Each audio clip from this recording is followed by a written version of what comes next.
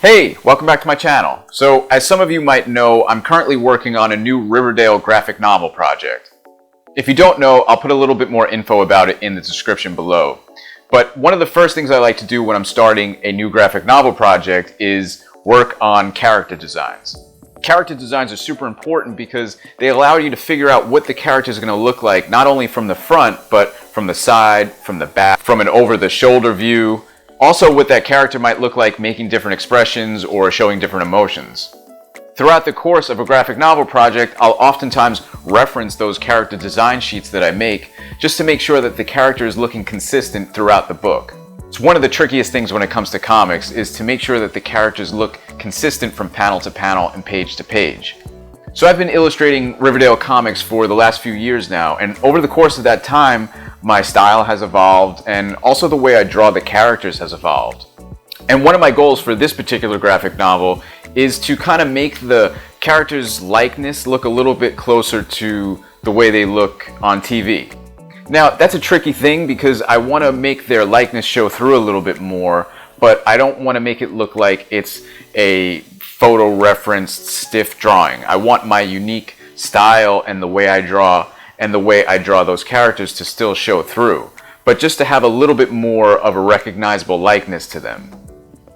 Like I said, it's definitely a challenge, but anytime I face a new challenge, one of the things I like to do is look and see if anyone's already done that way better than I can do it and figure out how they might have done it and just get inspired by the way they do it.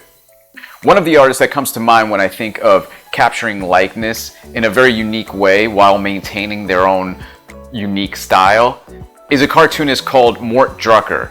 Mort Drucker was a cartoonist most notably for Mad Magazine. He created a ton of comics and a ton of content for Mad Magazine, but one of the things he's most known for is his caricatures and portraits. He drew so many celebrities throughout his time at Mad Magazine, and he always incorporated them in really interesting, very natural kind of scenes. So although they can be looked at as caricatures, they felt a lot more integrated into the art itself. I think it totally helped that he was just a really great draftsman and a really great comic storyteller as well. So having the ability to capture likenesses in that way only brought his work to an even higher level. I can even notice some of my favorite comic book artists from when I was growing up to even present day artists have been inspired by him. You can sort of see his influence in a lot of different comic book artists over the course of time.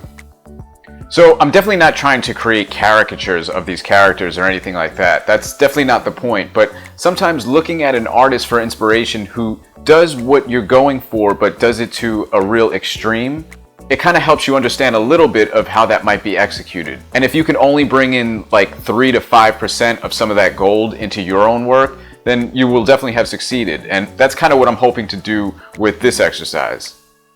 So anyway, if you're not familiar with some of Mort Drucker's work, I'll put like some links below maybe to where you could get some books or maybe just some like Google image searches or something like that. But he's definitely worth checking out. So if you're into comics and into cartooning, he's definitely someone to look into.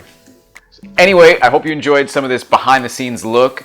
I'd like to make more videos like this as it relates to this Riverdale project that I'm working on. Obviously, I can't show important things like storylines or full pages or anything like that, but maybe if I could show you a little bit of some of the behind the scenes stuff that goes into creating the final product, definitely let me know in the comments down below if you're interested in me making some videos like that.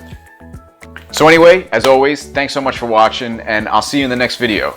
Take care.